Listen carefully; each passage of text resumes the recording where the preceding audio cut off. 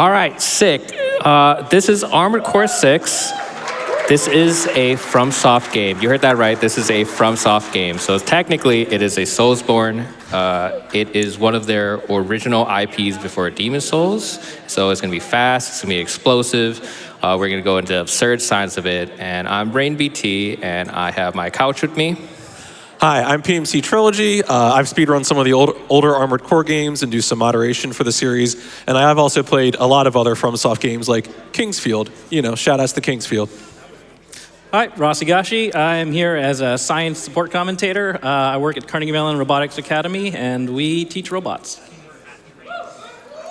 Hi, I'm Cardinal, and I speedrun this game along with Rain. I do the New Game Plus category, and we've worked very hard at getting the game to this point. Yeah, we've been grinding this for like the last 4 months, just two of us. So let's get a countdown going. In 3, 2, 1, go. So the first few missions are going to be a little bit involved. So PMC can go into the premise of the story, followed by what exactly is, and specifically the name Raven. Right, so 2 parts to that. One, of course, is the game is called Fires of Rubicon. It takes place on the planet of Rubicon, which is the home for an extravagant amount of coral. More about that later, but the point of coral is that everyone wants it because it is super useful for many, many reasons. Our player character is coming here because they are under the control of Handler Walter, who has his own reasons for wanting to be here. Now, I should also mention, of course, that Rain pointed out that the name Raven is important. In the older games, Raven was a class of independent mercenary. You would become a Raven at the beginning of the game and then go through the game as an independent mercenary. Now, in this game, in Armored Core 6, Raven is a call sign that we picked up in the first mission. We're playing New Game Plus, so we're not doing the very, very first mission of the game. In New Game Plus, you skip that mission. Here, we're going straight into the second mission of the game, or you have one of 2 options, but we have to do both. So we start with the destroyer artillery installations, and in that mission that we skipped in the new game, that is where we get the call sign Raven, which in this game is sort of a call sign for independent mercenaries who are particularly effective. Hello? Game what happened? crashed. All right. Oh no, there is a chance for this. The game crashed. Well, I have to redo that mission, maybe. But yeah, there is a tiny chance this game will crash.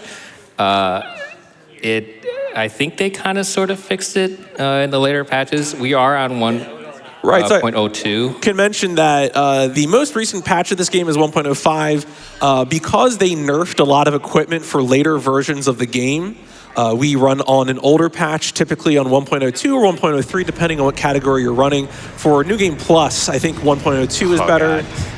For New Game... 1.01. Yeah, okay, 1.01. Then for New Game, I think 1.03. Before the Zimmermans get nerfed, having the powerful Zimmermans is very, very nice for New Game. Card and Rain have done New Game Plus running, whereas I've mostly done New Game runs. Yeah, the difference in current patch to the 1.0 and 1.02 and 1.03 is that they also nerf needles. They also nerf the stability of different parts. So a lot of stuff is actually impossible. They also made the pulse shield like extremely beefy, making a different strat impossible. So we don't run on that stuff. Yeah, I think the most recent patch even reduced the velocity on the best set of boosters. Oh yeah, it nerfed it pretty significantly. 1,000 speed roughly. Yeah, it's a pretty big deal. Maybe. Yeah, that's about maybe 1 second every, I don't know, maybe 5 seconds traveled, almost. Really ridiculous. Yeah, so really noticeable on missions where we're just traveling, but noticeable anywhere. All right. Oh, did we crash again? No. I've never actually crashed on this. Well, this is the first. Use the... That's never happened before, folks. All right. It's interesting. Okay. Interesting. All right. Well, that is quite locked up.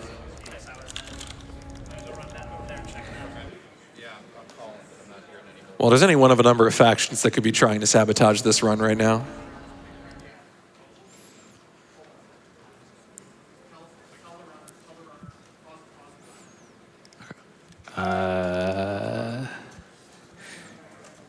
I don't think I've ever run into this. Correct.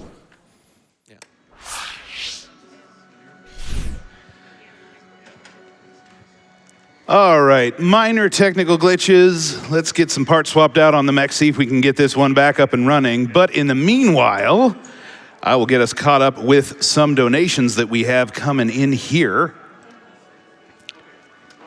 I had $50 come in from Red October. Got another job for you, 621. This one comes from the PCF. Check the briefing. To all independent mercenaries, this request comes from the Prevent Cancer Foundation. The operation will take place in Pittsburgh, Pennsylvania. Your objective is to destroy cancer. The PCF looks forward to news of your success. Briefing over, and happy hunting.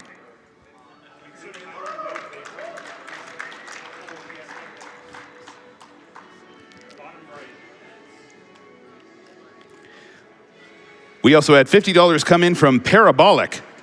Got a job for you, 621. Contract is for a speed run. Our target is cancer. Just do what you do best, but faster.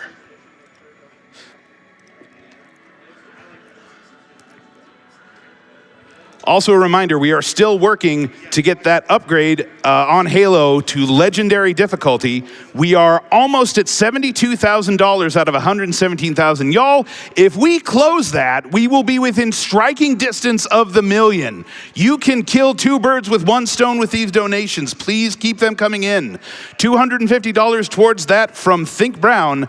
I can't think of any game that had more impact on my adolescence than Halo, and there's certainly no better way to experience it than on Legendary. We also had $50 on that from Doinkmeister. Here's a donation for you. Put it toward the Halo Legendary difficulty incentive.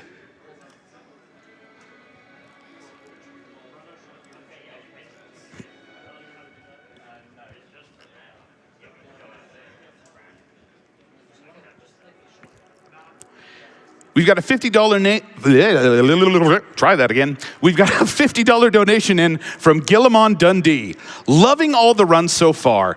I always look forward to tuning in every year, and GDQ never fails to make me laugh, cheer, and be flabbergasted and yell, "What?" by all the incredible runs.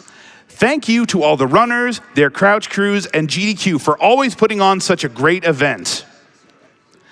Thank you, Gillimon Dundee, and thank you to the tech crew as well. Doing some...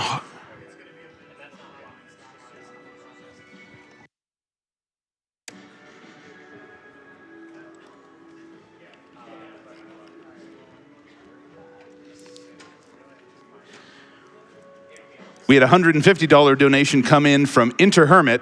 Missed a few days of donations, but thrilled to finally have made it here in person. The donations are now coming from inside the event.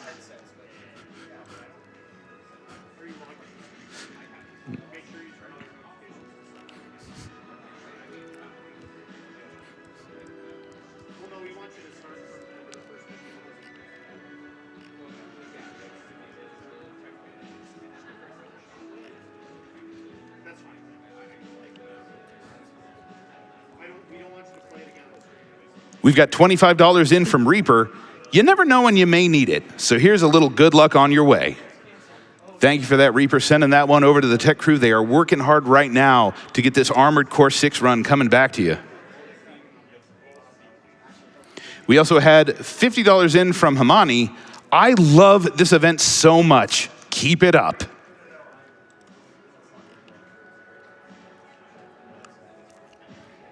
$15 in from Anonymous. Y'all are amazing. Okay, so thank you for that, but no, y'all are amazing. We are almost at 900, whoa, and boom, $940,000 as I was saying it for the Prevent Cancer Foundation. Y'all are amazing. And also now over $72,000 for the Halo upgrade to Legendary difficulty. Please keep it coming, this is so good. $50 from Captain Eleno. Must get that Halo upgrade.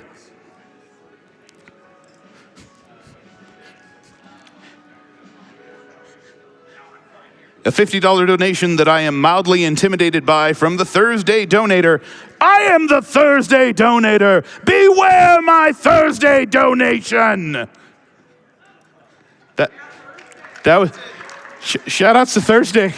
That was a little intimidating, but thank you for the donation.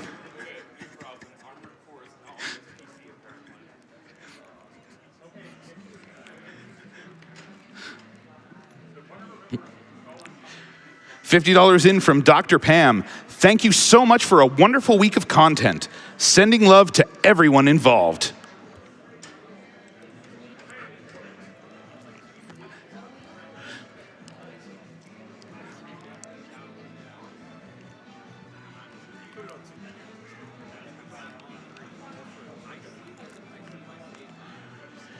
We've got a $10 donation here from Andos.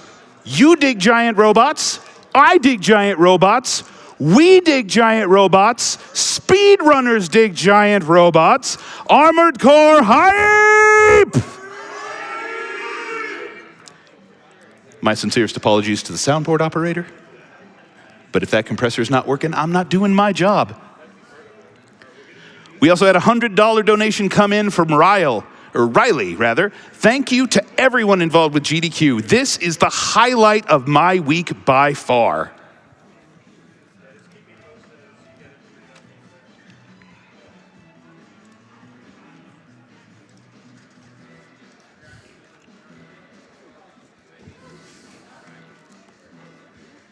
What is going on with these all caps donations?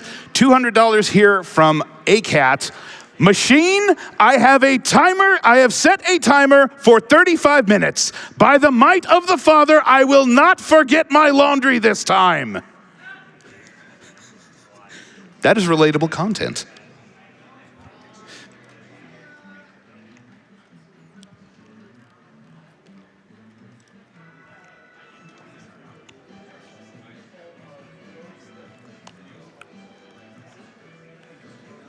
$250 in from Drill the Heavens. This goes out to my brother, who had his own battle with cancer this past year and is doing great. I am donating this for the Halo CE Legendary Incentive in honor of all the legendary memories we made co-oping the Halo series together. Thank you so much for that donation. Congratulations to your brother. And wow, we're over $73,000 towards that incentive already. Again, we need to get to $117,000, so a little over $40,000 left to go. If we hit that, we are closing in on the million with great speed. Can we hit the million before the end of Armored Core 6? I would love nothing more than to have another excuse to be very excited and incredibly loud. Please keep those donations coming.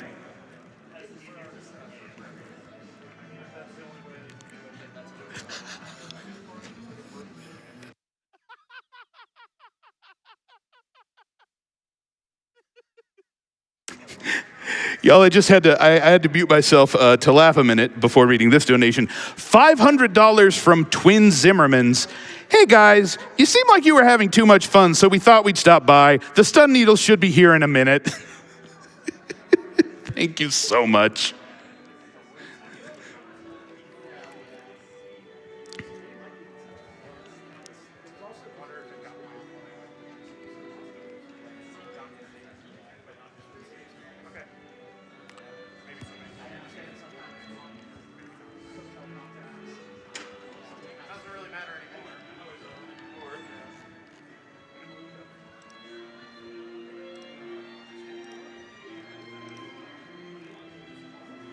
We had $5 in from the conductor. All aboard the $5 train to 1 million. Hey, you know, by train, by plane, by automobile, every donation helps us get closer to that goal and even further beyond.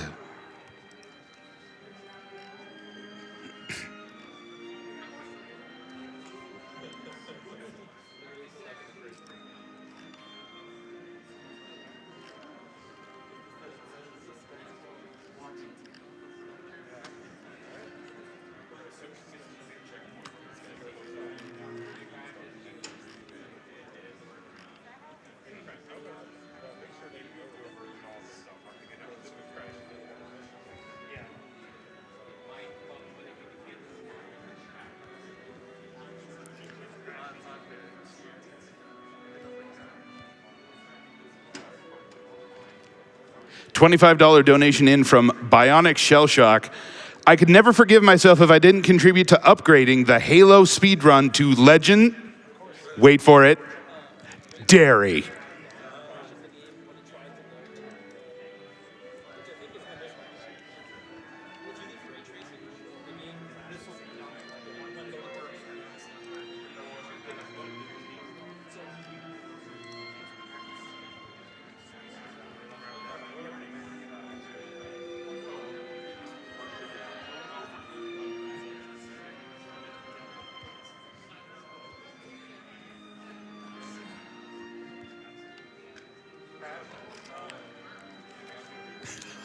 A $117 donation in from Luxor. I think Halo is a pretty cool guy, but he might be afraid of not meeting the incentive. Well, let's see, we're now over $75,500, 64% towards that 117K.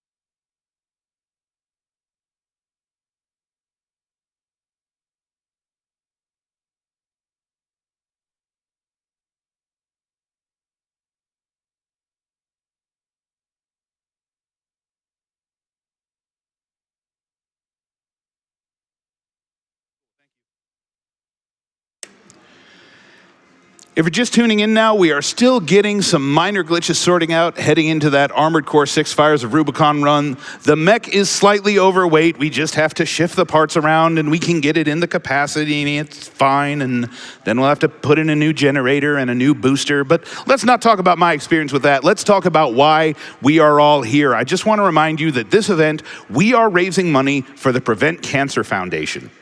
The Prevent Cancer Foundation is the only US-based nonprofit organization solely dedicated to cancer prevention and early detection. Through research, education, outreach, and advocacy, they have helped countless people avoid a cancer diagnosis or detect their cancer early enough to be successfully treated. They are driven by a vision of a world where cancer is preventable, detectable, and beatable for all. You can find out more information about PCF at preventcancer.org. And y'all, when you donate at gamesdonequick.com, 100% of your donation is going directly to the Prevent Cancer Foundation. So please keep those donations coming. We're already over $945,000 so far this week. This is incredible. Y'all are making this happen. You all are amazing. Thank you so much for staying with us and helping to support this incredible cause.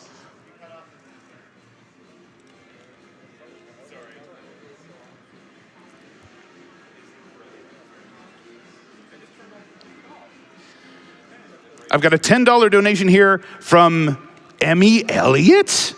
I met my husband through GDQ and now a ton of my closest friends. Also, did you know that's my best friend on the mic? Hi, Shout. Hi, Emmy. Good luck to the runner. You're doing great.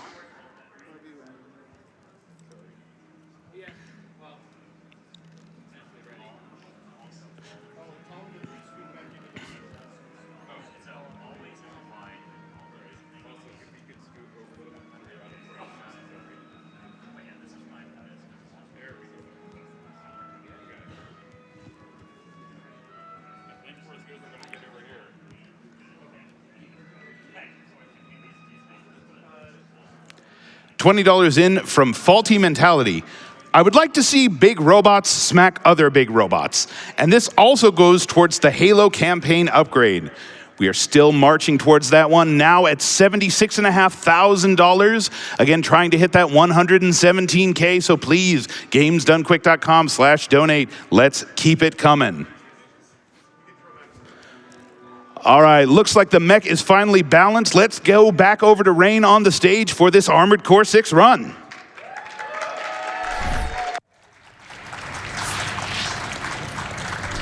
Well, I'm back. So we're gonna have to go through the replay menu because it keeps crashing. But it's gonna be essentially the same thing. We're just gonna quit out at the end of the mission. We will cut out some dialogue and some stuff like that, but it's essentially gonna be the same run. So you want to continue on the story? Yeah, sure. So one of the things that we're doing on Rubicon is jobs. We're doing jobs for different factions because a number of factions want control of the coral that is on Rubicon. For example, in this mission, we're working for Arquebus. Arquebus wants us to go take out the Dafeng MT squad, which is a set of military assets under Balam. And so we're just going ahead and going to scrape those, take them out real easy. We're an AC. At this point, we are like the most powerful thing around, and we don't have anything to worry about. That's unfortunate. Yeah, we're jumping from place to place. The goal with this mission is to just kind of whisk around and take out everything, hopefully in one trip. Hopefully we're firing and forgetting these missiles and they're taking care of their targets. You will survive. And once you hear Commander Michigan, then you know you finished the mission. The enemy MT squad has been eliminated. I'm just gonna quit out now. Yeah, I don't want to risk the fade out crashing or anything. Yeah. So this is another example where now it is the people that we were just attacking, we are now going to be working for. This is a pretty typical flow for an Armored Core game where now instead of attacking Balam is hiring us to go after this group, which is the Rubiconian Liberation Front, who are a bunch of people who live on Rubicon and think that, maybe we should just leave Rubicon alone. Maybe we shouldn't exploit its resources. And the same thing, instead of this time destroying everybody, we're just focusing on the transport helicopters. Target destroyed. On to the Should next. cut off. Yep. Yeah, so we don't even have to stick around. Once those helicopters are exploded, then we are good to go, and we just have to wait for Walter to tell us to come home. Almost fade out there. You can still quit out during the fade out, it's fine. Up to a certain point. So I'm going to swap mechs here. So this mission is kind of sad. So we kind of have to prove ourselves as a pilot because we've only been hitting like stationary targets and stuff like that. So we're going to kill this tester pilot who's only out on the delivery. It's kind of really sad because all he wanted is to make a name for himself, and he won't. I mean, not only will he not make a name for himself, he'll never even get a name. That's all he wants. And we're going to go ahead and make sure that doesn't happen. Yep. Goodbye. Yep. But what's really interesting is he's at this helicopter. I've actually had one where he does damage, and then he just rams himself in the helicopter and just kills himself. It is one of the glitches that we can't actually replicate, and we've only seen it twice. Yeah, just twice. It is Alt Dam, I believe. Yep. Yeah, correct. So this one, this mission is essentially going to be like straight up auto scroller. It is timed for the most part, as long as we do this quickly. So, and we also get introduced to the red guns. I love the red guns. Red guns are so good because of Michigan. If you just listen to this dialogue, I love the characters in this game. The characters in the game is gold. Yeah, there's a lot of fun personalities in this game. One thing that's really cool is that all the different factions have a different way of talking about the player character. So Michigan calls the player character like Gun 13, Walter calls us 621, other people call us Raven. It's sort of a fun way that in talking to us, everybody in the game characterizes themselves. Yeah. And should also mention too that this is a New Game Plus run, so that means kind of two things in practice. One of those is that we already have all of the upgrades unlocked. And then another thing that's important is that Rain has saved configurations of different loadouts. So instead of going into the shop and buying and selling parts or going in and individually changing parts, Rain just goes into the AC data menu and instantly swaps to that build because we already have all the parts. Wait, 621. I'm receiving a coded transmission. I love Michigan. Michigan sounds so good. But we're basically going to be waiting for this call, and we're going to break these two generators. I'm going to be pre-firing to break this generator early. You can actually break the last one and then break the second one. It's about the same timing, but we have some time for some donations. Well, thank you for the invitation, Gun 13. I've been looking forward to doing some reading. Let's get in here with $25 from Jeff M. Got to donate during Armored Core. Time to get to work, 621. We have time for like one more while this thing flies. And $50 in from DFS. But does it dodge roll? That's already a bit the quit out. So, what's it? The next mission is going to be escort mission. So the escort mission, we're going to be sent in to protect the Strider. I don't understand why the Strider exists, but we're about to see it, and I need to quit out before it fades.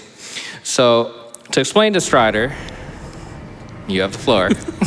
So the Strider is an enormous mining robot with some interesting logic. You'll see in a second just how large it is, 5 kilometers end to end, and this is utterly impractical from a physical perspective.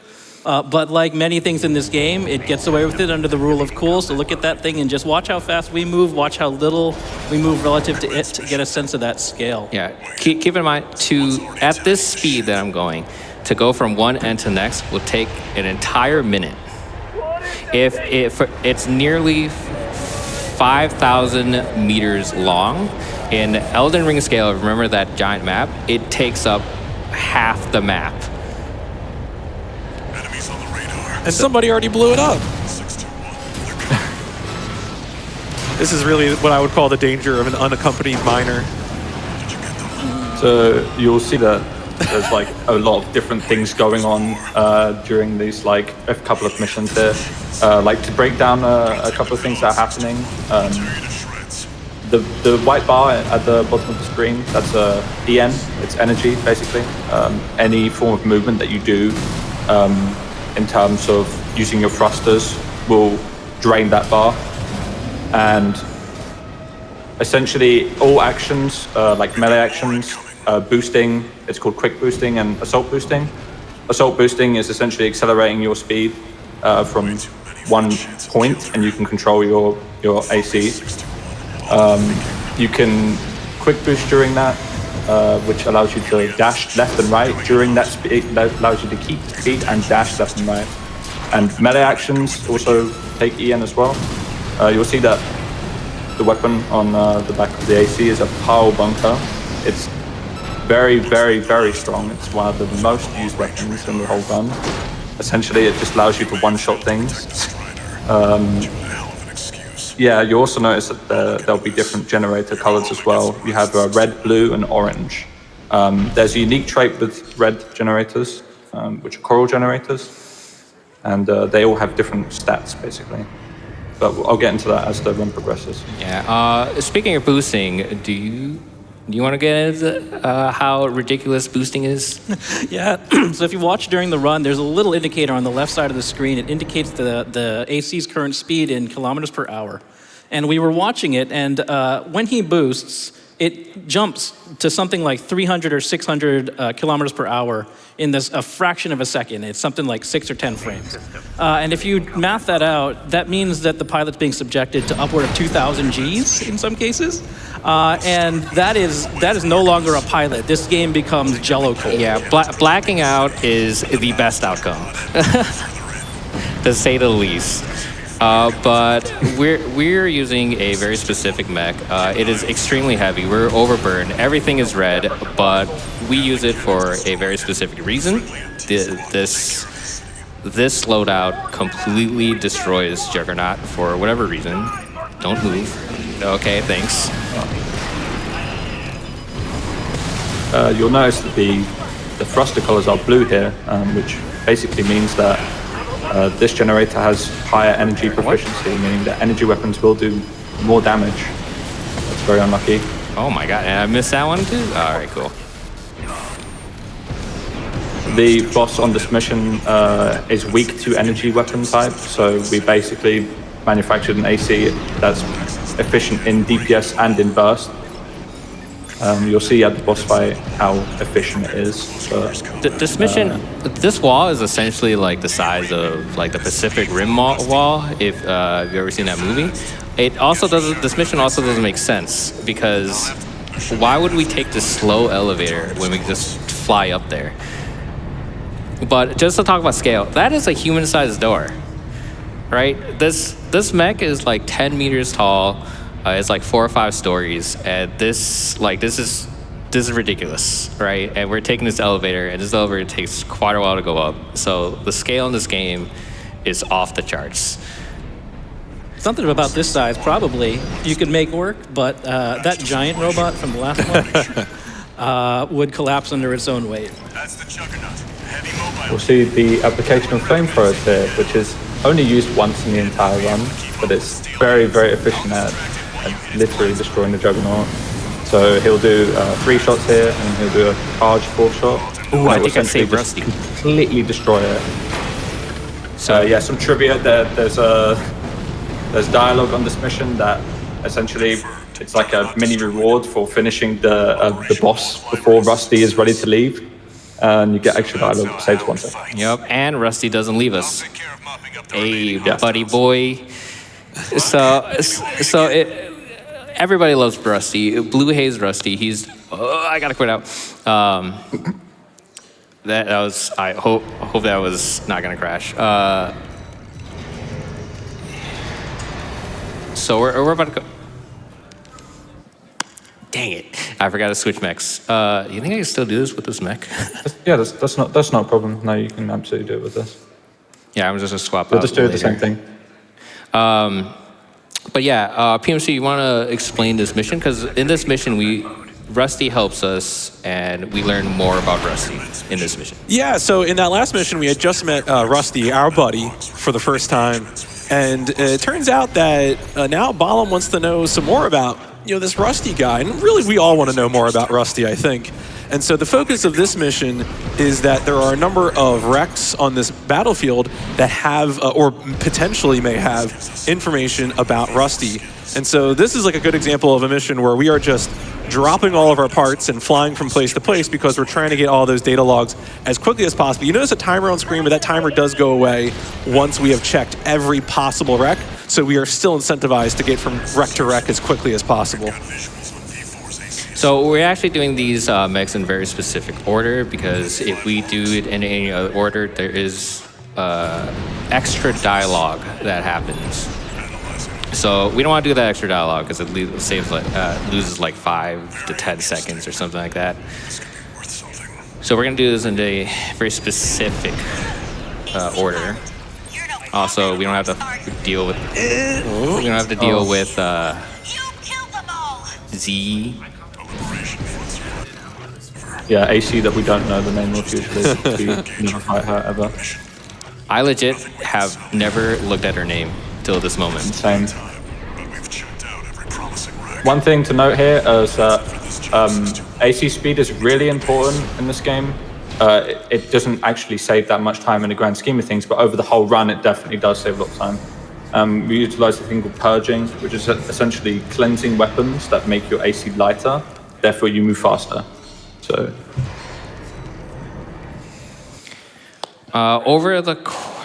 specifically on that, over the course of like 3 end bars, you can be as slow as like 30 speed, but past that point, it's very specific. It gets more pronounced. So we definitely want to be as light as can be with as much energy as possible. yes. So here we want to go right. If we go left, there's a chance to have this mech that I'm gonna kill get stuck behind a wall. We don't want that to happen. I did not break that. Subject guard sentry MTs. Watch out for This guy. Nice. We're clear. So these duo LCs are about to see. I hate these guys. I don't even know what to do with these. Yeah, PCA fights tend to be very tricky in this game. It's a specific faction that we'll get into at a later point, but they tend to be designed on speed and they're very tricky to actually hit. And they can really time bleed on pretty much every mission. And those are like the basic LCs too. Later on, we'll see like more specialized ones. And the time bleed is like even more significant based on like how much of a threat they are, I suppose. But we also get to basically fight with Kate Markson. While I deal with this fight, you want to explain who Kate Markson is? Yeah, sure. So at this point in the game, Card and Rain were just talking about the PCA, which is a faction that we kind of get introduced to earlier here in a New Game Plus playthrough. But also, we are implicitly, through this and the escort mission, getting introduced to another faction, which is All Mind, which is kind of the All Mind being the most important faction, in a sense, in this New Game Plus playthrough. Kate Markson isn't a real person. Kate Markson is sort of a facet of All Mind. And we discover that later, because we'll hear her voice in the context of All Mind. But right now, we are being used by All Mind to counter some of the PCA's activities here earlier than we would have on a previous playthrough on New Game or the very first New Game Plus playthrough. Oops. No, don't go move.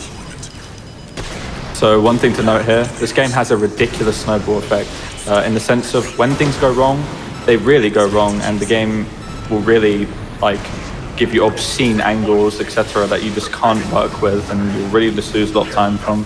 Like for instance here, the setup didn't go well, and everything just completely went out of control. So it still went well regardless, I think. No, this is pretty bad. Yeah, I mean, you almost died, so it really was. Luckily, Kate Markson, her loadout is actually very strong. She can actually handle one of these mechs by herself. She also probably is the best AI in this game, or ally in this game, because she actually helps us. All special forces craft destroyed. We're done here. You can see there too, one of those enemies said it really is Raven because they think we're somebody else, and more on that later. So this next mission, as they were about to go in, is Watchpoint. Watchpoint is notorious in a casual playthrough. It is the first casual wall that you'll face. Is extremely difficult fight, and you really have to start learning how to play Armored Core, essentially. Yeah, the game really it teaches you how to play on this mission. Essentially, I think every player just once they hit this wall, they really have to play to a certain standard to get past the boss. And, yeah, it definitely applied to me in my first playthrough. Yeah, I actually took almost 3 hours, and I still didn't beat it, but that was specifically because to play Armored Core, you have to tinker your mechs. I had the starting game weapons, and I refused to tinker my mech. Yeah, I was like very stubborn with mine. I ran dual pistols, that was it. I had the Turner, the starting weapon, and the plasma sword. So I was basically doing nothing to him. So we're about to face Sula. Yeah, we have a Hopefully this nip goes coming well. up here. 621, stop. Behind you. Yeah, the AC versus AC fights are always exciting in all Armored Core series games, and that continues to be very true in Armored Core 6. This is actually an alt mission because we're doing true ending. If these mechs are usually not here. Yeah, in this route, the missions are altered slightly. Basically, essentially, when you finish this game, it grants you a new route, and it changes the missions to a degree, and it basically unlocks more and more missions as you finish the game, up to 3 playthroughs. And this has the maximum route bonus. But it also changes the route a lot towards the end game. There's also a chance that they get got in while I'm actually killing Sula. And in the middle of me trying to pile bunker Sula, they can actually stagger me out of it. So we're about to break a generator. It is actually a pretty significant generator because when it explodes, we actually unleash the coral stored in it for a brief moment, and then we get air in our mech, who's essentially our Cortana. Yes? Yeah, if Cortana was made of like a substance that you could put in an engine tank, but you could also eat, then yeah, yes. We have Balteus here. This is the first critical boss of the game, I would say, and it's literally going to get destroyed because we worked very hard. Oh, Okay. Yeah, I didn't get to set up. Trying to show off a specific What? setup here. Yeah, we worked very hard at getting this up to be very consistent, but this is basically a 13-second kill, essentially, and it's never going to be faster than that. It's just not possible for it to go any faster than that at this point. Oh, you'll get it. No. So, yeah, that's what it is. I actually messed up there. You should have died like way earlier, but he's dead. So the next mission coming up. Number of Yeah, go ahead. I just wanted to talk about like the fact that it may not seem like it, but there actually is tech being used here, like specifically kicking, and Rain is actually animation canceling like shots with weapon swapping, which allows him to get pile bunker out faster, meaning he can do more damage. So yeah, you'll see that over the whole run. Quite hard to see it, but it's happening all the time pretty much. But yeah, in this next mission, we're about to fight Rummy Mad Stomp.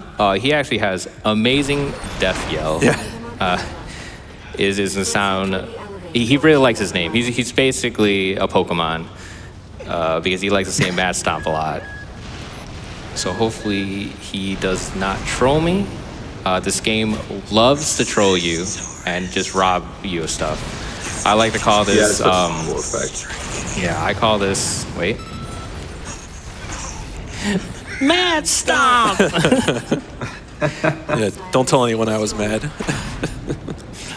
But yeah, this game really likes to rob you. It's essentially like Armored Core Fires of robbery. Like there are several times where the pile bunker, even though it's like a perfect setup, would just whiff or do no damage, or any number of other things that could possibly happen. Yeah, and because we purge, we don't have any other options to beat the ACs. So essentially it's just a reset in a run because we full purge because we want to get that maximum speed increase. And yeah, if you miss Power Bunker and you miss AA, which is Assault Armor by the way, which is that giant force field that comes out of the AC, it can put ACs into ACS Overload, which is a stagger essentially, and you can get a direct hit, which is why the Power Bunker does so much damage. But if you miss Assault Armor, the cooldown is like 30 seconds. So you are losing 30 seconds if you full purge and you have nothing to kill the AC with. So really a dead run at that point. Nice. That's good. Oh, that's an example that right there of the Power Bunker. It's still the damage, by the way. So we're about to fight our our third significant boss, the Cleaner. This boss is specifically designed for you to preferably use the tetrapods, which have extremely powerful hovering mechanics. I do not have the tetrapods, so we won't be doing that. Yeah, we're going to apply this directly to the face. Yep. I'm right there. See, that's the face. Yeah. It's not too tricky of a setup, but essentially you have to jump at the right timing and hover slightly and land in front of the face in Assault Armor. Assault Armor has really good stagger bonus, and you can essentially stagger bosses like instantly with it sometimes. So it's very, very good to stagger bosses straight away, get that Power Bunker of cooldown, and you get more than one usage. Now that was kind of sort of fast. I actually messed up there. That's actually not the fastest it can die, but this mech saves time overall in the mission. But you want to go into how this Cleaner even works? I mean, every mech in this game has a really interesting design. The ACs are humanoid, the MTs are vaguely humanoid, but all of these other ones are purpose-built. And one of the most characteristic things about them is their method of locomotion. So giant legs are good for getting over terrain. Wheels are good for rolling quickly over it. Flying around is just cool, but it's energy intensive, so you wouldn't use it all the time. And well, that thing was all arms. Yeah, I think it's supposed to be on rails. It didn't look like it actually used any rails, but I'm not sure. There's actually two Cleaners in this game that you would actually fight. We only fight one of them. Right, in this category, you'll only be fighting that Cleaner. But it's a pretty involved mission. This is actually my favorite mission. At first, when we were routing this, well, I was routing this mission, it was horrible because of the last fight. But then I learned to really like this mission. We also get to see Iguazu again. And he So honestly, the is first pretty time I've funny. seen this. Wild. Okay, that's definitely never happened before. You'll see that like assault boost and quick boost at the same time here are allowing Rain to like get around corners very fast, and it's really important to optimize on every mission. Like movement is so important. Yeah, It may not seem like it, but it really is. yeah, we're basically waiting for this door to open. Yeah, and across like direct lines too, sometimes if you have the excess energy, you can move at a diagonal, but then kind of quick boost to correct, and that ends up giving you a vector of movement that's faster. So here's Iguazu. Everyone's favorite Iguazu. See ya, Iguazu. The greatest hater to ever do it. Thank you, Iguazu. Any double kills? Maybe. I believe. Oh, maybe. No, that missed. Close. Essentially, just tried to go for a double kill here. Assault armor's really wide. Oh, that was nice. Power bunker hit twice. Nice. That was So he's trying to extremely stagger lucky. both with AA. Yeah. No more enemies detected. But yeah, that I love it when that happens. that fight is actually dangerous because they can actually stun lock me and just destroy me. That's happened like a few times already. Unidentified machines were using Yeah, as Cart said earlier, there's always a chance for things to snowball out of control in any one of these fights. encrypt them. Yeah, you can just suddenly die. Like, things can be perfectly fine, and you'll suddenly just die, and you'll be like, okay. Okay, I see. That's how it is. But this next mission is also another cat. I keep forgetting to change my mech. Yes. It's okay. I'll just go die by the lasers or something like that. But in the meantime, can we get, I think, like 5 donations? Gun 13, I thought you'd never ask. Let's start with a $25 donation from the Tester AC pilot. Hey, Raven, it's me, the Tester AC pilot from the 5th mission. Just wanted to let you know I'm actually okay and no hard feelings. I'll get my own call sign one day, just like you. Well, I'll tell you what, pilot, if you can handle 2,000 G's without complaining, I'll give you a Iguazu spot on the team myself. I've also got a $100 donation here from Iruru Cece. Gun 13, your ability to ruin my field trips is uncanny. I love it. And a quick announcement from Balaam Very HQ. good. I'm told that there's going to be a donation train starting at the 30-minute mark. Whoever crosses the finish line for the legendary incentive becomes an honorary red gun. Keep them coming. I do need a different setup that I forgot to put on. So hopefully, Are we gonna? Please? Yeah, you can Hello? cross you can cross and it will kill you. There's 2 lasers that will hit you here. So he's gonna die here because he's actually that. okay. Are you gonna Mr. McGee your way through the lasers, or? Hello? He's gonna die here so he can swap his AC on death. That's what's supposed to happen, but he's accidentally dodging the really hard to dodge lasers. I'm not even moving. Oh man. So I want Yeah, this you can mech. swap it out. Perfect. So, do you want to explain the squids that we're seeing right now? Because I don't really understand how these work. So I don't know if those are killer lasers or if they're targeting lasers. But targeting and sensing in general with lasers is a pretty common technique even today. Nothing's faster than light. And if you ever look at a robot that is trying to sense with lasers through an infrared camera, actually it does look a lot like that. You will actually see the beam depending on how much dust and other particulate matters in the air. So this is the next boss. I'm gonna let Card explain this while I focus. Hopefully this thing dies in like 24 seconds. So even at the start there, Rain used assault armor to destroy all the drones. If you miss one, it can be pretty bad. But yeah, this boss is the Sea Spider. It's very strong. It's very, very, very optimized, I'd say. It's probably one of the most optimized bosses in the game. It has insane damage. It's very slow, but it's really easy to die to this boss. And we're utilizing the power bunker and assault armor essentially to just stagger it out and deal as much damage as possible. This boss is all about getting power bunker off cooldown as much as you can. Well done, that was really good. Yeah, so I do damage in a very specific way. There are some thresholds to hit, because if you don't do enough damage, I'm not gonna take this cargo thing because it ends the mission. But I do a very specific amount of damage. You also have to not use specific moves because it might reset the stagger. Which would cause them to go into P2, and that wastes like 20 seconds, and it flies up, and it becomes even more dangerous. And in the air, it becomes even harder to kill it. So obviously, I don't want that. When it enters phase 2, it has like power armor, and you can't deal damage to it for a duration, pretty much. So this next mission, so in the last mission, we took that cargo launcher and it launched us essentially over the ocean. PMC, you want to go more into this mission and why we even did that? Yeah, so everyone wants to know what's going on with this coral thing on Rubicon. We're all trying to find the coral that did this.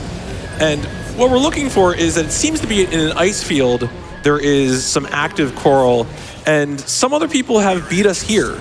And so instead of replicating that hard work ourselves, we're just going to steal that work and take it for our own from the rival corporation.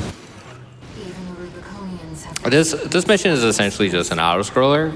Well, it's a glorified auto-scroller. Like, I actually messed up a couple times, so I actually lost time. But you do it right and get to a very specific spot, which will be there in just a second. It just becomes auto-timed, and we don't really have to worry about time loss too much. What are you doing here? We also, it's essentially scripted. And then we actually get to see our first PCA warship. Yeah, so we're having a party here, and then someone called the cops, and the cops are going to crash the party. Just regrettable. Yep, indeed. I just wanted to touch on one thing I mentioned about generators earlier. So typically in the run, we're going to use the Santai and the NGI. The NGI is a coral generator. One thing about the coral generator is that the post-EN supply comes after a larger duration than, say, if you were to run a orange generator, which is a Santai generator. So the reason why using NGI generator / coral generator is so hard is because you have 4 seconds before you get that supply back. With Santai generator, it comes back in 1 second. So obviously, because movement is so important in this game and assault boosting is so important, using NGI can be really tricky, and you can run out of EN at really awkward times and even fall to your death sometimes, and yeah, it can be really awful. Oh, that's such a shame. You got the recovery though, that's good. Yeah, it's not a big deal. Yeah, it's really on a cap. As long as you don't do it too slowly, it's fine. Are we gonna go? Yeah, because we're still waiting for the return of that warship to make a second pass. Which will be very soon. It's funny, it completely fades out. You can literally watch it and it disappears. Now, anyone who's watched a science fiction show knows that there's only one way to kill a giant spaceship, and that is crumple the bridge. With the power bunker. Intercept 621. Enemy propulsion systems compromised. It's going to blow. Get clear, 621. And yeah, so this at this point in the beginning of Chapter 3, this is the big introduction of the PCA, especially on a new game run that you wouldn't have encountered any of their forces before. This would be their complete introduction. And now we have a big new player with a lot of fancy toys that we're going to have to all crush and destroy. Yeah, the PCA have actually always been on the planet, but we didn't really deal with them that much. But but we kind of went in their wheelhouse, essentially, and they don't want us here. Yeah, they really, really don't want us here now. Because we're trying to get to the coral, or where we think the coral is, essentially. And so now begins the era of attacking PCA resources. We're going to try and undermine them here. We're going to destroy their fuel. So this upcoming fight, it's not that difficult. It can go very wrong very easily, just like every fight in this game. But we also get this. Actually, Inspection has these PCA mechs. I actually really like these mechs. They look like frogs. But yeah, we're gonna be flying forward. I actually let the energy recharge there. It's actually faster than just getting in our EN bar. Hopefully I don't fall. And we use this depot to get my weapons back. The benefit of Coral Generator is that with other generators, the supply that you gain, perfect. The supply that you gain is really low when you're in the air. When you're grounded, you're going to get a full EN bar back. But if you're in the air with the Coral Generator, you get a full bar anyway. So it lets you fly. And essentially that's what Rain did, was just fly across the mission here because it's literally faster. A really important fight coming up. This perfect. Oh my god! Oh, that's such a shame.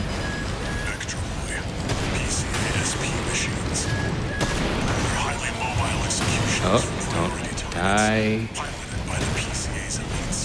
This is the snowball effect.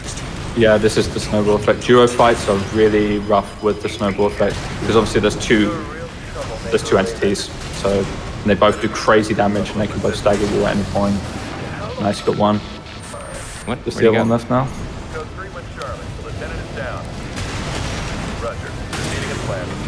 Perfect. Hell yeah. This guy actually kicked me. Luckily, the sword mech. Yeah, the sword mech actually can just stab you and just like straight up just hold you, and that can actually kill me unless I AA out of it. But we don't want that to ever happen. That was actually extremely unlucky. They are an executioner squad after all. They are supposed to do a lot of damage. So this next mission is our first stealth mission. I don't know why this game is in the game. This is not a stealth game. It's a neat idea, and it lasts 20 seconds. But at the end of the mission, we meet V7 Swinburne. And just like Mad Stomp, he has an amazing death scream. Would you describe giant robots as stealthy? It depends what they're made of and what kind of sensors you're trying to be stealthy against. Different characteristics will reflect differently against different methods of detection. It's a little loud. I don't know that you necessarily. So hope they don't hear. Hope they don't hear. That's right. If everybody's got their ears plugged, then maybe you can bounce the radar off it and hope they also don't have cameras. That's how usually I approach stealth. I just hope they don't see me. Hopefully this guy cooperates. Yeah, hopefully this goes well. This is really awkward if it goes bad. And then he's gonna go. Wait, no, perfect. please. Yeah! Awesome. I love his death scream. So this is actually the first instance where NGI is specifically better than Santai for AI manip. For some reason, if you go with Santai, which is the yellow generator, he actually turns towards you faster and puts up his shield faster. I have no clue why that's the case. There's another instance of it happening. So it's a good thing we're using NGI. I actually had to make that strat like 2 days ago, just to make sure like it works out. And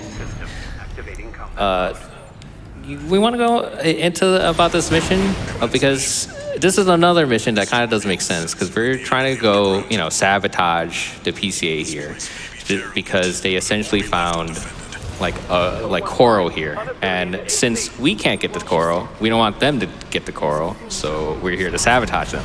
But this is a very small generator.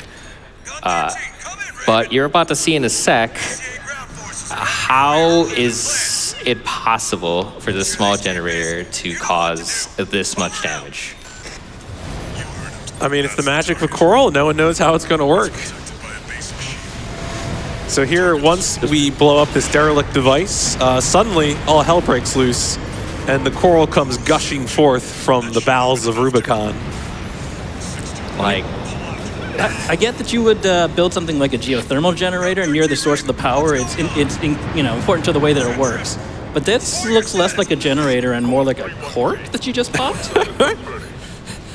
I mean, there is a faction of enemies in this game that use Coral like a substance to abuse, the dozers. So maybe this is just that idea. Maybe, yeah, it is just a big cork. but yeah, we essentially just explode everything, and Coral is just erupting like crazy out of that small generator. The ravine underneath was empty, and now it's filled with like coral liquid and all that stuff. And how is that even remotely possible? We have no idea. Coral makes it possible. Now, what's it? Okay, we're gonna go here. Oh, I use my coral needles. So this mission specifically, we're gonna see Father Thumb Domayan. That's part of, who is it? He is the ideological leader of the Rubicon Liberation Front. Yeah, he's part of the Overseers. Now, Well, no, the Rubicon Liberation Front, the Overseers are not allies. Yeah, they're separate. Yeah, they're separate. Oh, then who's the Overseers? The Overseers are Handler, Walter, and Carl, but that's a secret. We don't know that yet. Well, we do. It's a New Game Plus. Oh, well, we know now. But Domayan, it has a very specific setup. It's in the air. If you go too high, you actually get messed up by the helicopter, and it's just GG.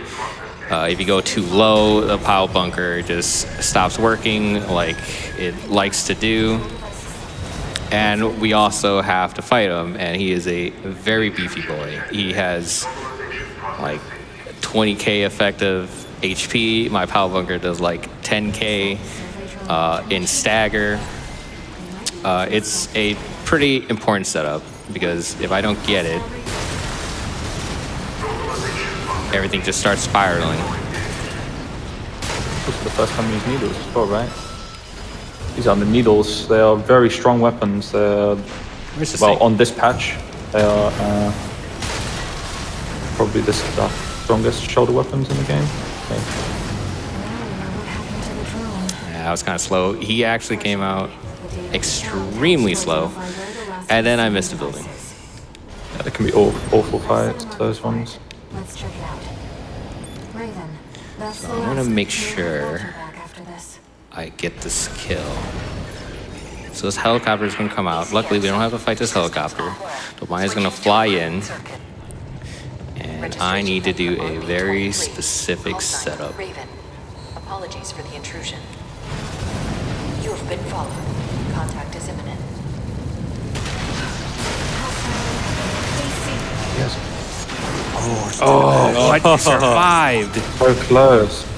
Yeah, well, you want to talk Only about the IC in the liberation game, fight? Call sign Raven. Yeah, so Generates. the Liberation Front kind of has an interesting relationship with the Rubicon, because they sort of want to live with it, but they recognize all the different threats to it. And in this case, Domayan is recognizing the threat that Allmind presents to Rubicon, because it's not just Arquebus and Balam, the corporations. There's another threat to Rubicon, as we are discovering here, especially on the third playthrough, the New Game Plus playthrough. Domayan's actually extremely special in that he is actually one of the only other pilots with Gen 1 augmentations, right? Think about it like Spartan 2s versus Spartan 3s, right? And the Gen 1 augmentations actually has a side effect of people hearing voices, specifically voices from Coral. The other Gen 1, the Gen 2 augmentations that... Oh, I forgot to do this mission. Oh, well, it's okay. The Gen 2 augmentations don't have it. People like Snail and Iguazu, they don't have that side effect. So what it hints at is that we have the Gen 1 augmentation, so we actually get air and we can listen to air, and it's hinted that Domayan also has his own air. That's why he, I wouldn't say religious, but he has very specific dialogue for us. But this is going to be essentially a turret defense, so I'm just going to be killing things as fast as possible. Well, then speaking of voices, Gun 13, you got time for some donations. All right, you can do like 5, and then Edge has the floor to talk about whatever you want. Fantastic. Let's start with a $250 donation from handler Walter with 621. I'll give you a reason to donate to the PCF. Let's see that Halo Legendary run. No time for pleasantries. Well, glad we got that out of the way. Checking it. My goodness, we are almost at $80,000 out of $117,000. You all are making this worth something. See what you can do to get us there maybe a little bit faster, or I'll send you over to Arcbus. I've also got $50 here from Gizmo Squigglebug. Had to donate during the Armored Core Fires of Rubicon. An amazing game in an amazing series. What better way to prevent cancer than by blowing up giant mechs and being an absolute menace to the entire planet? More, let's see what that Halo Legendary run and menace a few more worlds. Getting closer there. $5 here from Silver Inferno. Gun 13, we got a $5 train running straight to $1 million now. And make sure we upgrade that Halo run to Legendary. Choo-choo, maggots, choo-choo. All right, Edge, you have the floor. You have roughly 3 minutes. Actually, more like 4. Yeah, so there's a lot of things to talk about in any giant mecha game, right? And one of the elephants in the room is, should these things really be flown by human pilots? We've discussed that the character 621 is an augmented human, and that augmentation is not, simple cybernetics or anything like that. It's actually rooted in Coral, and Coral is completely impenetrable to my mind, so I'll just assume it's possible. When we really deal with situations about high-performance vehicles, the human physiology is almost always one of the limiting factors. In fact, Dan, who is a space scientist, will come on a little after this and tell us even more about that. But if you were going to run this as some kind of a unit that needed to have a human involved, a nice compromise that we're starting to see more of in the robotics research space is something called collaborative robotics or cobotics. Kate actually had a little drone that hovered with her. And that partnership between a human operator and a robot is something that has a lot of potential, because then you have multiple bodies to work with. One of them may be more important to protect than the other. And you can utilize the unique capabilities and advantages of each, right? So as a human, you have unique decision-making capabilities. They've stated that AIs in this universe just don't perform as well as humans, especially this particular human. But then you've got other things that the drone is just better at. It's mechanically not going to make aiming or little precision mistakes. And so you would send it to go do those mechanically precise, but overall not very complicated or smart tasks, and certainly not tasks that have to do with some of the most fundamental questions that make this game what it is, and those are questions of philosophy and ethics. So do not ask the robot to make ethical choices for you, like the difference between your different endings. You still have like 2 minutes. You know what? I got a lot of things to say. Another thing that I've been finding interesting is reading through the lore and the ability to reconfigure the robot is just what powers all of these things. The more I've watched you play this game, the more I've realized that they are trying in many places to hew pretty close to real-world physics. So I haven't seen any anti-gravity. I actually haven't seen just crazy things that science fiction authors frequently take liberties with. Yes, things accelerate fast, but walking things walk. They're heavy. That giant Strider robot may not have been a particularly smart choice to make it a walking robot, or to make it quite so enormous, because, I mean, even if it worked well, if you got that giant load of extracted material back to your processing plant, I mean, why would you want it to all come in at once, right? You really want to space it out so your processing plant can run at a nice constant pace. So, putting aside things that are really just sacrifices in the altar of rule of cool, this There's lots to go with. Coral itself remains an utter mystery. I don't know how it works. Is it liquid? Is it solid? Is it matter? It seems transportable. How do you use it for power and then turn around and eat it and then turn around and talk to it? Some questions I suppose we'll never know the answer to. Well, yeah, as we get closer to where the PCA is trying to get to, you start seeing like more of this. This is actually caused by the fire of the Ibis for like 50 years ago. This is also the grid, essentially. We were on this at grid 86. How these structures are made is completely absurd. They should not even remotely exist or even stay up there. But this next mission, we're gonna fight the Cataphract. Card, can you explain this guy? So this boss in particular, it's one of the only bosses that actually doesn't appear immediately. He drives in, and most of the strats right now consist of trying to stagger him while he comes in.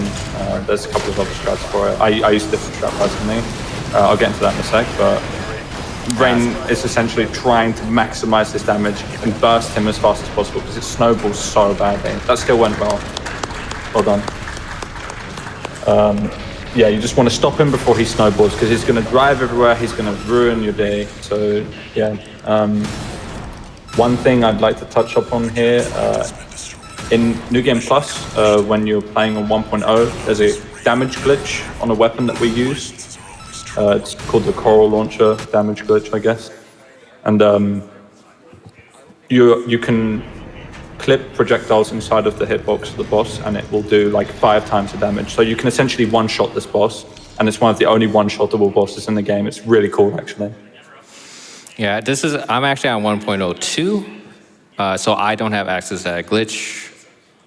I kind of don't want to use it, but because it kind of pigeonholes you in certain aspects. But luckily in this game, while we were routing it, interestingly, I've actually never seen Cards run, and he's never actually like fully watched my run. So essentially, this run, which is kind of going weird. No. This run is essentially like my own personal project. Just like Card's run, we actually have fairly different mechs. So in terms of variety for this run, there is actually quite a bit of leeway to make your own personal mech, essentially. Yeah, so it's been really cool. interesting. Yeah, like most of the runners actually all have different routes. Like it's very surprising that there's no definitive way of playing the game, which is really interesting in my opinion, because it really shows that there's difference in playstyle and people have got emphasis on different skill sets, etc. So yeah, it's really cool. It's not only like, all right, whose strat's the best, whose flight line is the best, whose mech is faster. It's also the logistics of how does this mech handle in this mission, and does it span several missions so we could reduce the swaps, and with like 30-odd parts per arm, per shoulder, different cores, different legs, different arms, different SCS, different thrusters. The possible permutations was staggering to even like filter through for just us two.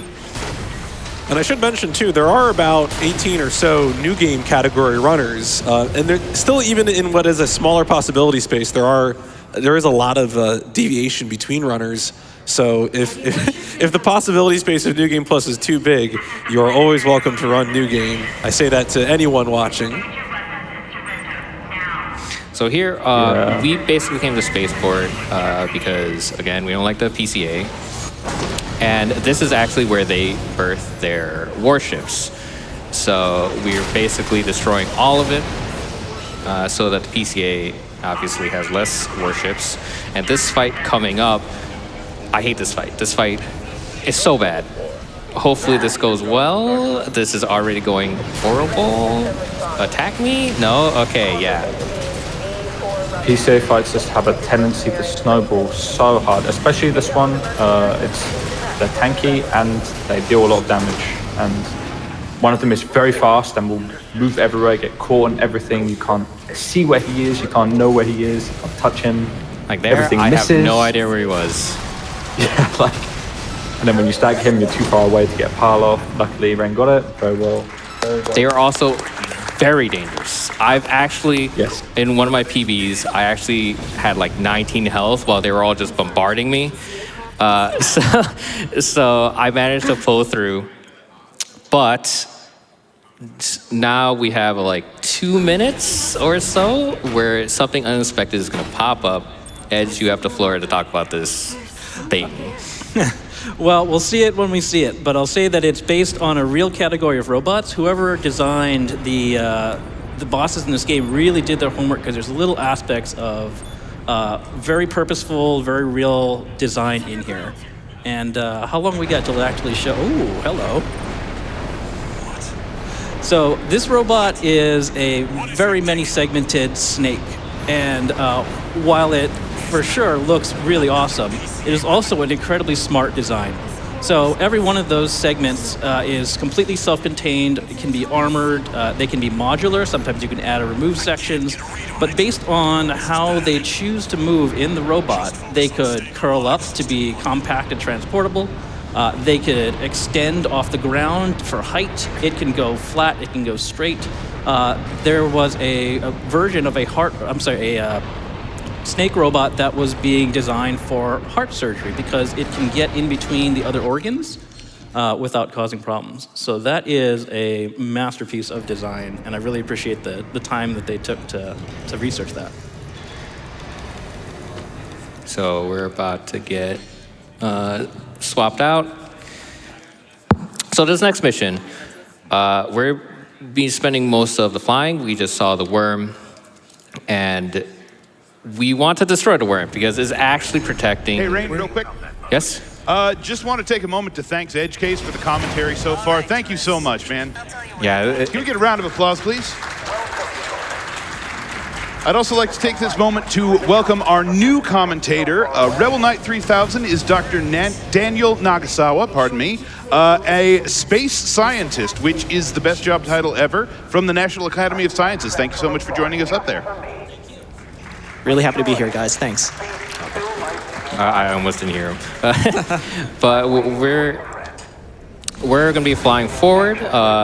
You wanted to say something about this area. Yeah, so Ross actually teed me up for this because he mentioned no anti-gravity, and I mean, we have a city here floating in the sky. I'm going to just default to BioShock Infinite floating city balloons, but this one I had a little trouble with imagining floating city on those spindly little legs, because you have gravity, you know, pushing down on this whole structure, probably going to collapse. I need to deplete my bar, but we are trying to kill the worm. Well, right now we're trying to do some honest work. Yep.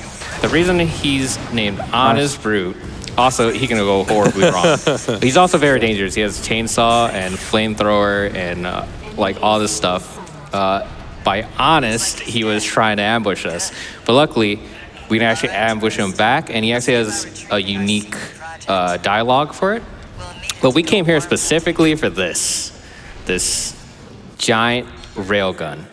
How this thing works, what ammo it uses, I have no idea, but all I know is Rusty is the one who fires it, and we trust Rusty with our life. Who doesn't? Mm-hmm. Because he's buddy. Yeah. So this next mission, there's supposed to be like a PCA fight going on, and we're sent by Walter to check it out. But no one's here except Raven, the person we took the call sign from. Yeah. It is a very difficult fight. And just like any AC fight, we're going to say hi to Raven. And fail. Oh, no. He pieced right out. That's unfortunate. But while I try to dispatch this guy, Card, you want to explain what's wrong with your game? I love this boss. That's basically the TLDR with it. For some reason, this boss doesn't function for me properly. I don't know why. but on approach, he has like a praying mode kind of stance, I guess. And essentially, he won't attack you until you go a certain distance. But for me, when I approach this boss, he just travels to the far left corner of the arena and doesn't stop. He just keeps going, and I can literally never get a clean kill on this boss, and it's the main reason why I never get successful runs right now. I don't know why it happens, and Rain can't rectify it. It's only me that has this issue. Yes, I've tried to replicate it for hours. I am unable to. So Card's game, after multiple patches and all that stuff, is the only one with it. So he's just cursed. But this mission is essentially another auto-scroller. So Rebel, you have the floor to talk about whatever you want. So what I wanted to talk about in this scene is really interesting because we are on an alien world, and I mean, I'm assuming Earth gravity here, but what I want to point out is what you're blowing up, which are helicopters, and I think that's really neat because we've only just started learning how to fly in alien atmospheres. Shout out to the Mars Ingenuity team, who just had a very successful flight campaign on Mars, so we are actually flying a helicopter on Mars. And now we're actually trying to fly a nuclear-powered octocopter on the Saturn moon of Titan. And that's actually, it's a really interesting idea of using robotic mobility, aerial mobility for science purposes in space science. And I mean, Ross also teed this up that there's a nice also symbiosis between Ingenuity, which we are now using for reconnaissance, for the Perseverance rover, which is collecting samples on Mars. So I mean, I know they're just cannon fodder for you right now, but I actually quite enjoy the fact that we've figured that out to the point where we're actually flying heavy lift helicopters on another planet. There's still 4 more waves. Yeah, there's quite a few here. This is one of the missions that only appears on a third playthrough or later, and it starts out slow, but it catches up with you eventually. There's a lot of helicopters. Yeah, I also have the wrong generator on, unfortunately, but it's fine. It's roughly the same as long as these helicopters die quickly. These MTs are actually pretty dangerous. They've almost killed me a few times. So we'll probably clear them out later. So we've said the phrase MT a few times. I feel like I should do a quick definitional Armored Core lore check. Yeah, MTLC. So MT usually refers to a muscle tracer, which is a lesser class of piloted robot. Those are, in most games, going to be weaker than the AC, the Armored Core. And so that is, those are it's a code word for a lesser enemy, unless sometimes they get big. Sometimes you run into a very big one, and then suddenly they are a big deal. So I've been playing this game for about a week and a half now. I had no idea that that's what it stood for. Yeah, no, that's. I didn't know what it stood for. Yeah, I mean, actually, I wouldn't be surprised. I wouldn't be surprised if they changed it in Armored Core 6. I'm pretty sure it's still Muscle Tracer. It definitely is that in the older games. But well, I'm sure someone will let me know. Yeah, I don't think they're piloted either. So essentially the only humans on this planet are the ACs because they went through a They're definitely piloted. No, I don't think they're piloted. Yeah, they're definitely. Well, we're gonna have to settle this later. No, because what they about LCs and stuff? possibly and the spaceships, the PCA ships. I'm not entirely sure, but there is a log cavalry. that Edge saw earlier where they went through a period of AI piloted mechs and such like that. I think I was talking about mechs generally. Yeah, until the ACs were. Oh my god. No, don't leave. Okay. Until the ACs came through. So there's some level. That's kind of. I think we're saying that the human piloted ACs are better than the AI piloted ACs because that's something that comes up later. It's a mission that we're not going to play, but when Freud destroys Chatty in a different ending, that is one of the things that's like Freud is very dismissive of AI-based ACs. So this next mission is where we actually destroy a worm. Yeah, it's time to go fight a worm. I have my Ronald With a giant McDonald railgun. mech. Giant railgun, that's This right. is a massive run killer, by the way. It's Yeah. crazy. Trivial to lose time on this mission. Use mouse for the first shot. Make sure this works out. Okay. Michigan, take command. Hopefully I get the third when I need to listen. Disagreement. Move out, maggots! Time to die! Act like a professional outfit in your mind. Nice. Yes. Nice. Oh, that's awesome. So in order to kill this boss, you need to take down a preliminary shield using specifically that needle gun. That projectile has a relatively slow speed, and you have to do that in order to let Rusty then take the shot he's about to take, and then we actually deal damage to the health bar. And we repeat that cycle 3 times. And there, Rain actually, he's been playing on a pad, but switched to mouse to get that first shot more consistently. Yeah, I can actually do it on a controller, but it's been messing up too much, so It's rough. yeah. Another thing is that the possible spawns for the worm is actually based on camera and the direction your mech is facing. This is also a manip that I personally like him to come over here. Cardinal actually goes somewhere in a different direction. Everybody has their own thing. But I like it here because this is a lot safer. I have the silo if I need it. But I'm going to focus on getting this third and fourth shot. Watch out for friendly fire. Yeah, you have to hit the head, by the way, for this for the shield to go down. You must hit the head. So it's very precision based. Yeah, once again, you have to apply it to the head straight on. Wait, something's wrong. Oh, 5. There we go. Hard setup. Oh, I got the first shot. No. All right, I missed the third. I was actually a little bit too close. Maybe got shot? I see him over here. I was Yeah, about maybe to say get that's montage. an ice. Nah. Oh, you almost got it. That was I so know. close. That was... Yeah, so at this point, the I've hit that pattern shot a doesn't couple quite times. become consistent, so we're looking for things to occur in order to get that last shot, that fourth shot during this third phase. It's the attacks are also really dangerous because he likes to bombard you and stuff like that. This is the pattern I want. Genuinely just takes ages to hit the head. There's a cooldown. Oh no. Oh no. There's a. It's really hard to cooldown tell which with the way. head. Wait, is there? Yeah. Yeah, like you can't hit it twice, like with both needles at the same time. Oh man, I almost died. Yeah, that was. I think That was really scary. That's how my last run died. Was that I just stood too close to the worm. I've actually Just tried summary of my to. 80% wrong. Oh no, he's gonna do the whip. Here lies PMC. He stood too close to the worm. There we go. Nice. Nicely done. It can be such a pain to hit this last shot. Yeah, Like, when you miss it, it's awful. I've tried.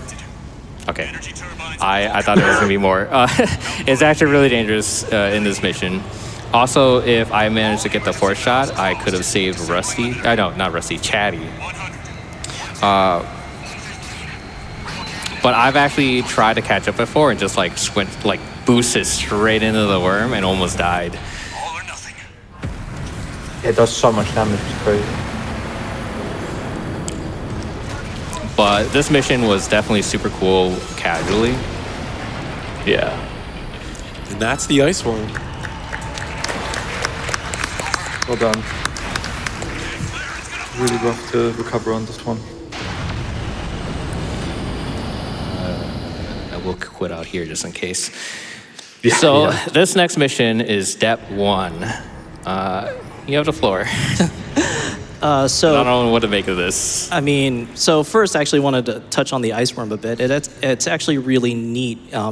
NASA's actually worked on an ice worm project themselves, except it's more of an arm to assist in exploration.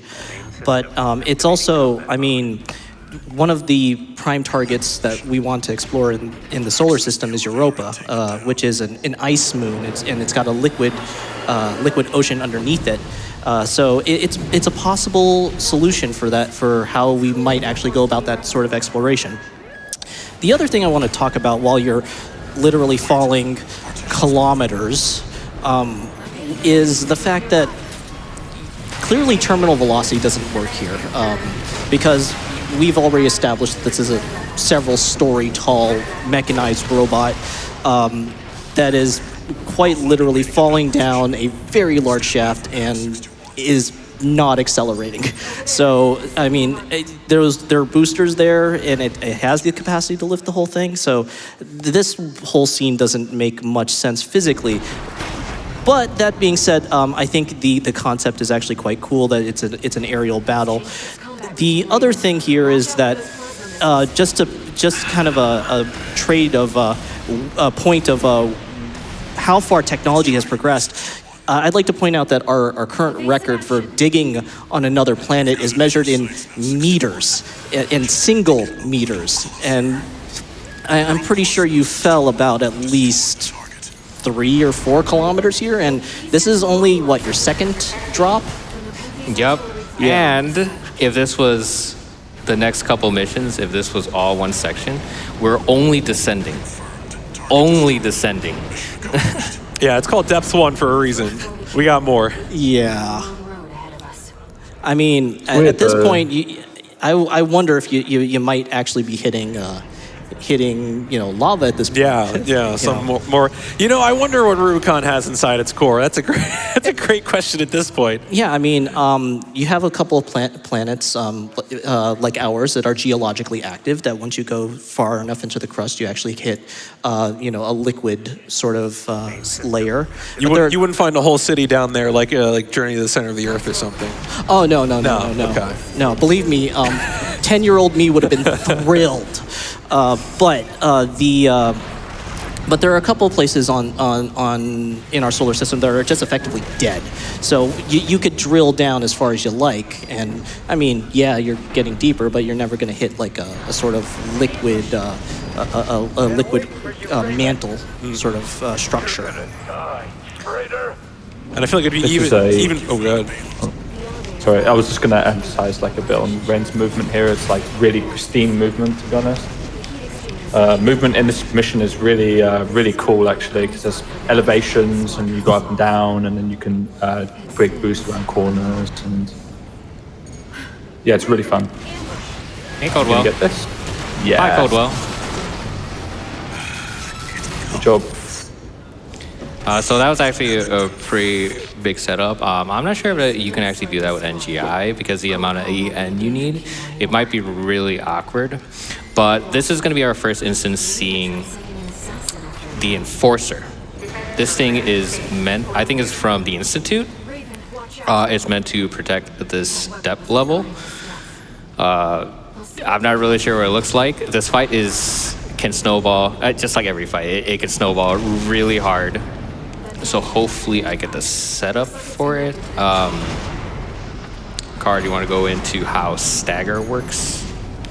Yeah, so the stagger meter in this game is built up from a cumulative impact, which is essentially every weapon in the game has a stat called impact, and based on how high the impact is will determine how much damage you deal to a non-staggered enemy. And obviously we would like a mid-ground between that so we can stagger it efficiently and still deal damage while it's staggered. So Needles and Power Bunker and Zimmer are really good. Hopefully this thing cooperates with me. We're going to go in. It's a cutscene, and then we're going to get a little bit closer. So we're going to do Zim, kick, give me a bad pattern. That's fine. Yeah. Good job.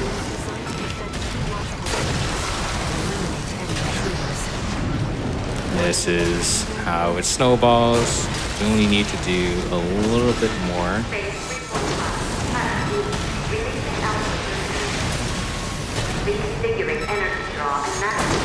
This fight can be really awkward mechanically.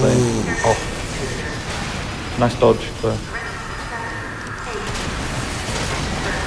And it's there we go. Well done. The efficiency at which you're just taking these guys down is impressive. That's actually a really bad fight for me. It's usually dead in like half the time. But this is, AC6, Fires of Robbery. It really, like, Power Bunker has like 2 different hitbox. There's a chance for the Power Bunker to only hit the first hitbox and miss the second one. There's a chance of I've actually had it like in the middle of my pile shift me sideways and I miss.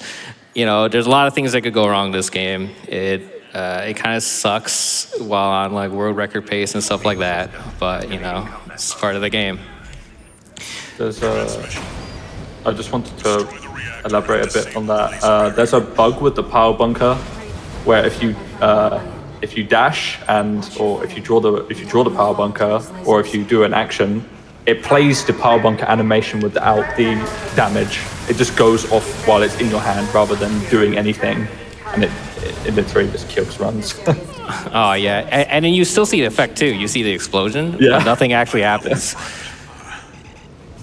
So here in depth 3, we equipped a chainsaw. This chainsaw is even more jank than the pile, but it is very useful for very specific reasons. I mean, Ash Williams will be proud. Yeah. No, this is, a real Evil Dead moment, right? Yeah, you know? I mean, right? I mean, I just want to say groovy at this. Yeah, but we're gonna break this generator and we have to escape. There's gonna be an AC in the way while I concentrate on dispatching this. It's a real upsetting power source. Every time you blow it up, it just melts everything, the entire facility. Yeah, I don't think anybody on this planet thought about fail-safe. No. You know. I don't think I've seen a single high-vis item this whole time. Don't tell the satisfactory runners, please. Chance I can get some donations in? Go ahead. Fantastic. I've got a $35 donation from Big Eyeball. GDQ, I've got another job for you. I need you to reach the incentive to have Halo CE on Legendary mode. It's my final request. And checking in on that, we are over $83,000 towards that $117,000 that we need to get that met, about 71%. Please keep it coming. I've also got $25 here from Fizzlebang. Got a job for you, 621. This one's from the Archivist Group. You have to locate cancer and eliminate it. Show them you're worth the credit, 621. All right. So that deactivates the barrier wall that we saw earlier and allows us to get even closer to the secret where all the coral is coming from. But first, a paid break by the corporations because they want us to do something else. So we're gonna go down even more. Do you want to go into like the mealworms and what we're gonna see in a bit? Sure.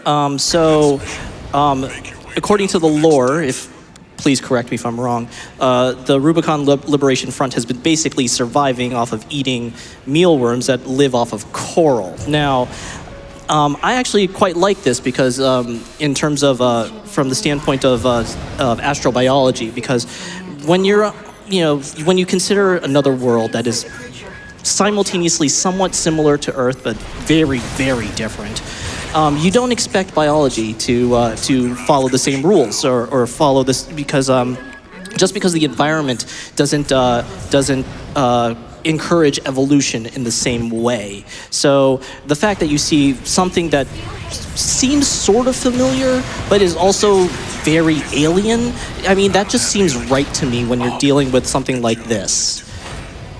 That was actually really lucky. The Vespers sent Rusty to us. I've actually never had that happen where I killed him with the Zimmerman afterwards, but that lucked out pretty well. Fun fact, if you reload checkpoint, which we were trying to use that as a strat, it actually breaks Rusty's AI. And he just stops moving and it ruins every setup. But we have reached the source of the coral. How this is here, don't crash. That looks like an underground city, right? I forgot to put out. I mean, you're not wrong. Oh, it's crashed. Just go ahead. It's okay. We're just going to go back in and we'll go into the replay. We'll get back to the mission select screen in just a hot second. But how is there light? Yeah, no, I was gonna actually bring this up because you're underground and it basically looks like daylight. So I have questions here. I have several questions. One, how? And two, what? So you think it would be difficult to replicate daylight in that situation? I mean, I would say, yeah, difficult is probably a good word for it. You know, like there's a variety of things I can imagine, like bioluminescent fungi or something like that's growing on the ceilings. But that much light? No, It is very bright down. It is very bright, and I mean, yes, it is very dramatic and very lovely. And props to the game designers for making something that looks so dramatic and in this lovely game. But yeah, I have questions. Yeah, sadly, we don't actually get to go to the vascular plant because at the vascular plant, we actually see the equivalent of, was it Miranda? No. The ibis? Yes, it's, I forgot what the Elden Ring is. Millennia. Yeah, Millennia. Okay. Yeah, I haven't even gotten that far. Sorry, I've only played FromSoft games that are 20 years old in this. Oh, this is going very well, though. Yeah, nice. That was really, Super really, good really kills. good.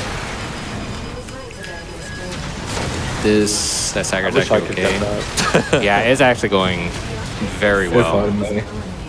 That's really clean. But sadly, we can't actually go fight Cell, which is over there at the vascular plant, because I really like that fight. It also lasts like 40 seconds with 30 of it. No, yeah, 30 of it being cutscene. 30 seconds. But All Mine has different plans. All Mine wants us to go eliminate Snail and Iguazu, which I'm more than happy to, because I hate these guys. But I still love the characters. Oh. But these guys suck. I think they hate you too, to be honest. I know Snail definitely hates me. And Iguazu. Iguazu's just petty. He's petty as the character. But I'm going to focus on this because this can go like everything very wrong. There's a very specific setup. Yeah, real sewer shark action here. I feel like that's just a subtitle of this game. Things can go wrong. Oh, very yes. quickly. That is. Let's hope this goes well here.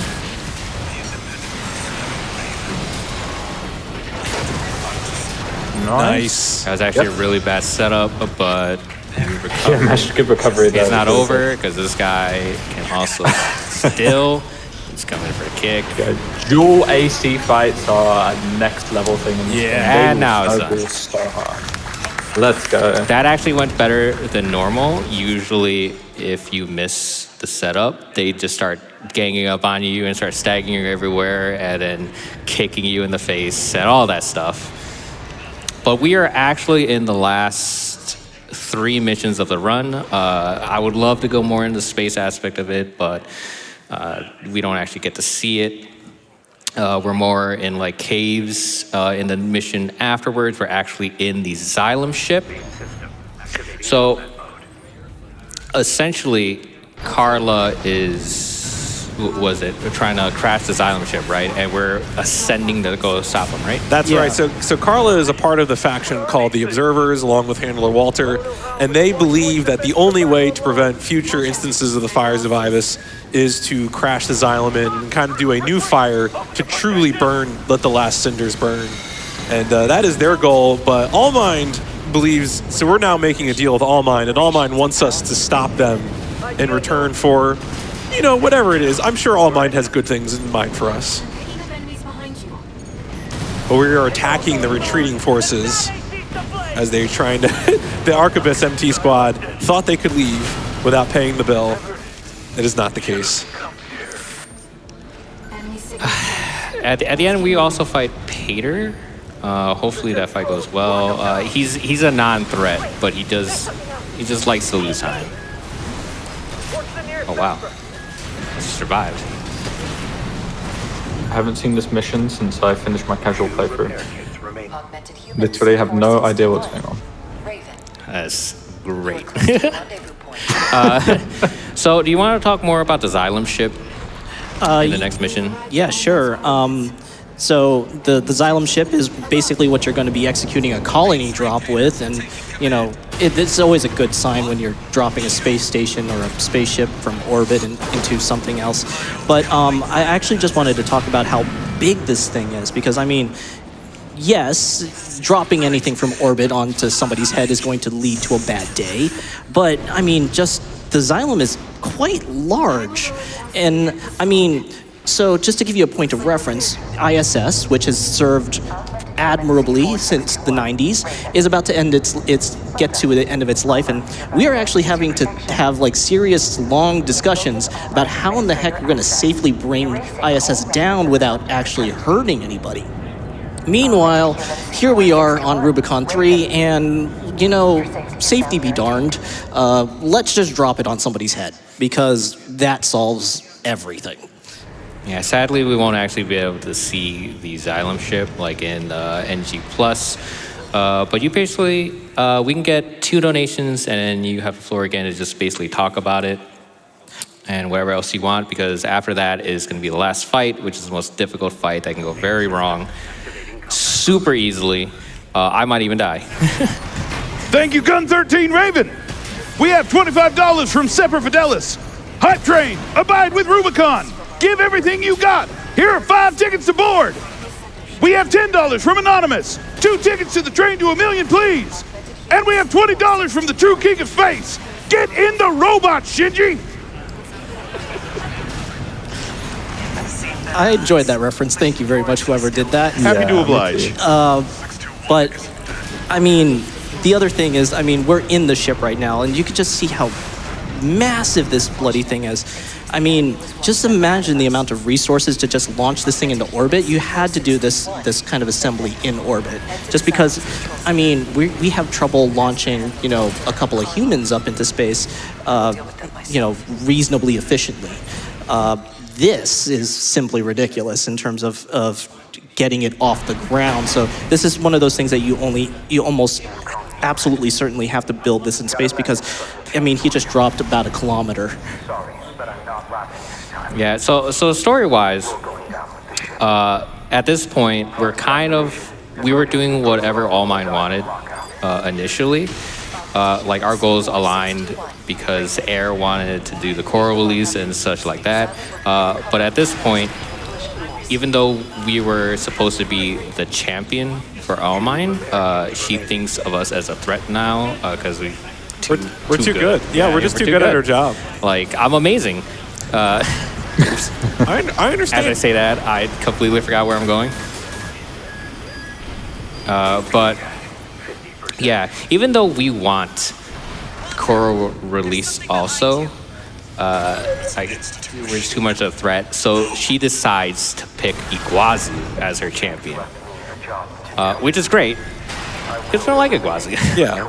I mean, nobody knows haters like haters, so I think I understand that. Ooh, I mess up quite a bit. Don't kill me, please. Just got worried about your health, yeah. As long as it doesn't. You'll be fine. It will stagger you, but you'll live. Ooh, yeah, okay. All right. So this is actually Chatty. Chatty is actually connected to this because Chatty is actually an AI created by Carla.